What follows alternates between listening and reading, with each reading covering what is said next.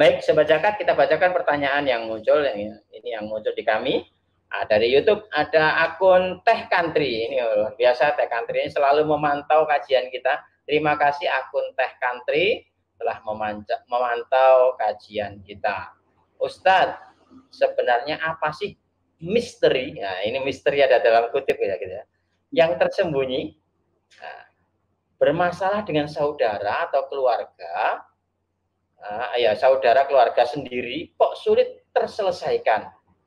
Malah dengan orang lain lebih mudah.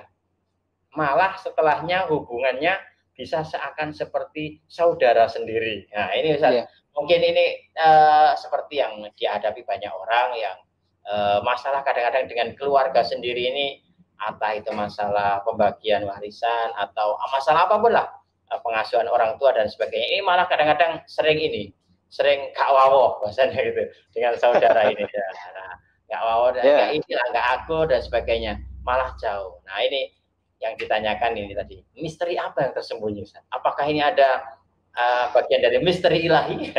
Bagaimana? Moga Ustaz direspon Ustaz. Di surat An-Nisa ayat 36 itu Allah meminta kita itu berhubungan dengan Allah dengan cara beribadah, berhubungan dengan orang tua, kerabat, anak yatim, dan semua orang di sekitar kita itu. Ya. Nah, saya mau nyampaikan, ini masih ingat saya ditanya pertanyaan ini dengan salah satu SD Utsmandin Affan ya, tentang seorang suami dan istri yang bekerja.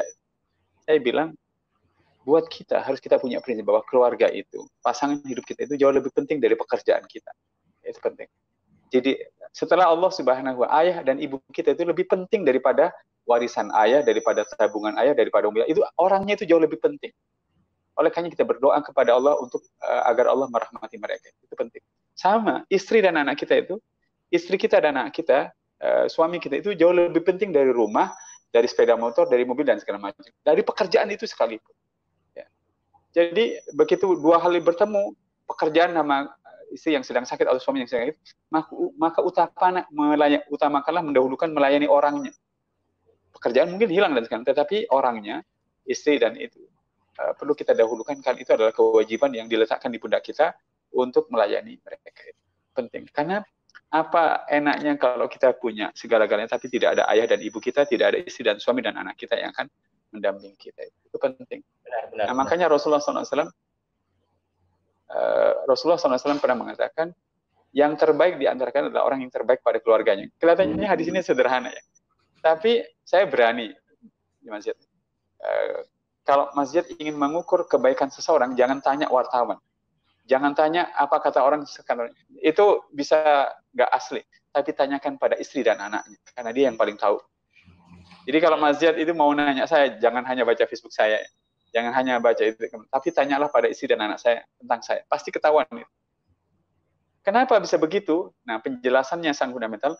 Istri, suami itu orang yang paling tahu aslinya, keringatnya kayak apa, bau badannya kayak apa, kentutnya kayak apa, tertawanya yang asli yang seperti apa, ekspresi. Kalau kita itu bisa berbuat baik kepada orang yang tahu luar dalamnya kita, berarti kemungkinan besar kita akan menjadi orang yang jauh lebih baik kepada orang lain. Ini refleksi yang menarik sekali ya Ustaz ya. Saya ini Mas Yat, mohon maaf ya Mas Yat. Saya ini satu, saya tidak suka bau mulut saya itu terasa oleh penciuman istri saya. Dan itu pantang bagi saya. Yang kedua, bahkan bau badan, bahkan mohon maaf, kentut pun saya tidak berani di depan istri ada anak saya.